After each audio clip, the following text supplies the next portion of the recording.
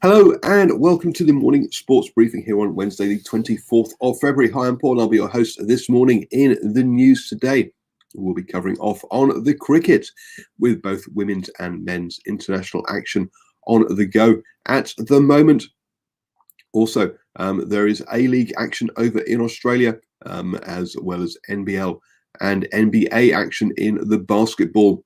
Our skiers and snowboarders are going very well at the moment. So we're going to speak some of the results over the last few days for them as well.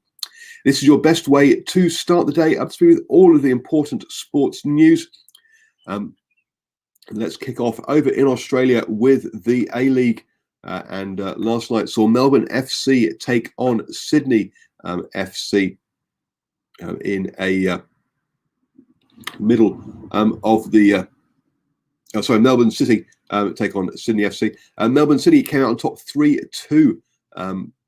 A good victory for them as they beat their opponents who are higher up the table. That sees Melbourne City climb to ninth in the table with their third win of the season. Tonight, Melbourne Victory will be taking on Wellington Phoenix. This is 11th versus 12th. So yes, both sides desperate for a win, looking for their second win of the season here in this one. That is tonight at 9:05. So Melbourne Victory versus the Wellington Phoenix.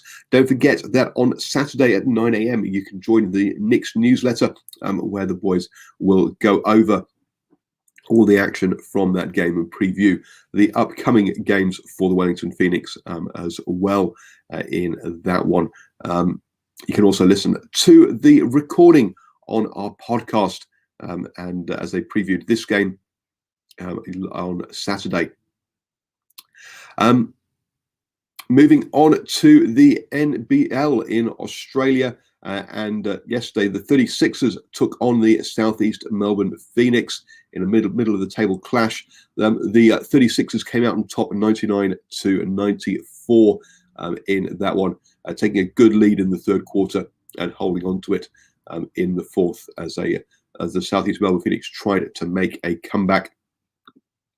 Leading the 36ers was Daniel Johnson with a double-double, 10 points and 10 rebounds and 27 points. Isaac Humphries also got a double-double, 11 rebounds and 24 points for the 36ers. For the Southeast Melbourne Phoenix, they were led by Mitch Creek, also with a double-double, 12 rebounds and 23 points for him. Coming up next in the NBL is the Kings versus the Breakers this evening at tomorrow evening at 7 p.m.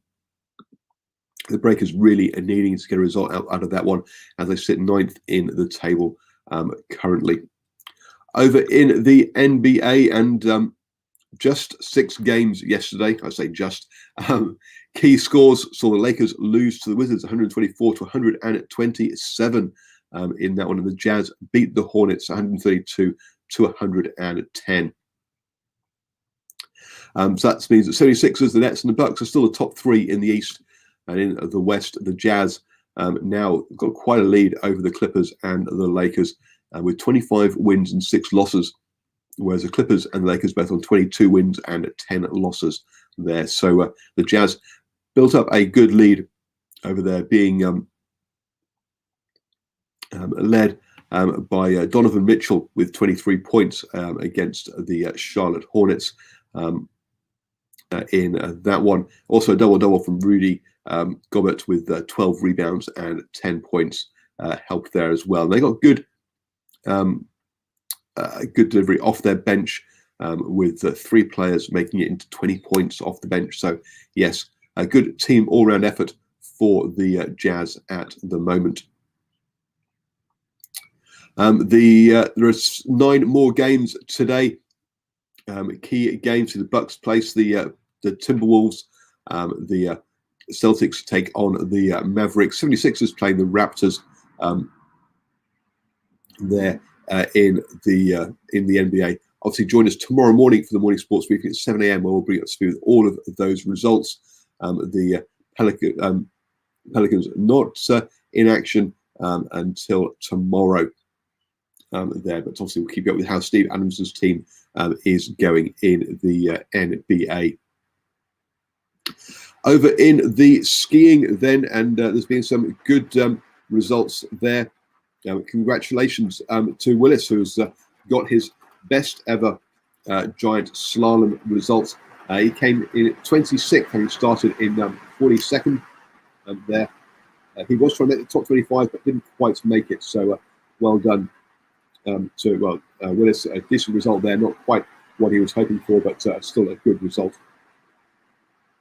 Also, Blake Marshall came third in the free ride world tour that was held in Ordino Arcalis over in Andorra.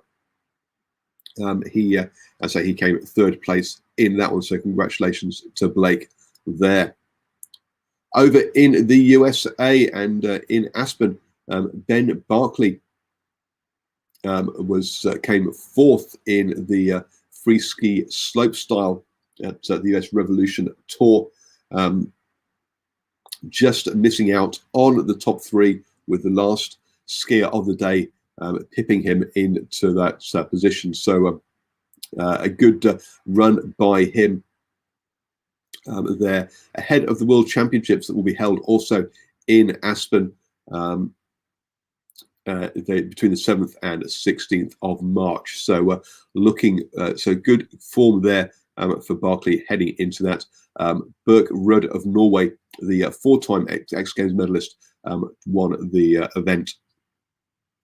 Moving on to the cricket then, and Australia and in New Zealand will be playing their second second T20 tomorrow in Dunedin, after New Zealand took out the Black Caps took out the first one there.